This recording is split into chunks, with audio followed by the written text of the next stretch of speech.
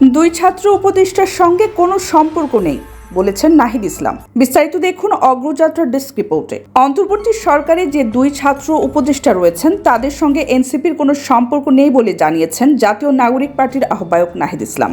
শনিবার দুপুরে রাজধানীর বাংলা মোটরে অস্থায়ী কার্যালয়ে এক সংবাদ সম্মেলনে তিনি এসব কথা বলেন। ছাত্র উপদেষ্টার রাজনীতিতে আসার প্রসঙ্গে নাহিদ ইসলাম বলেন, তারা যদি রাজনীতি করতে চায়, নির্বাচন করতে চায়, তাহলে তারা সরকারের থেকে সেটা পারবে না। তখন তারা সরকার থেকে বের হয়ে তাদের মতো সিদ্ধান্ত নেবে।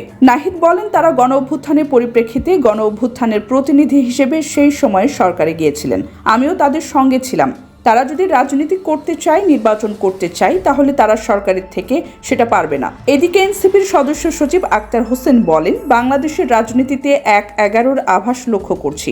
দেশের জনগণ যে আকাঙ্ক্ষার ভিত্তিতে অভ্যুত্থানে অংশ নিয়েছিলেন সেটি ব্যর্থ হওয়ার লক্ষণ দেখতে পাচ্ছি। তিনি আরও বলেন, দেশের মানুষের আকাঙ্ক্ষা নির্বাচন, সংস্কার ও বিচার সহ প্রতিটি বিষয়ে ধোঁয়াশা তৈরি হয়েছে বলেও অভিযোগ করেন আক্তার।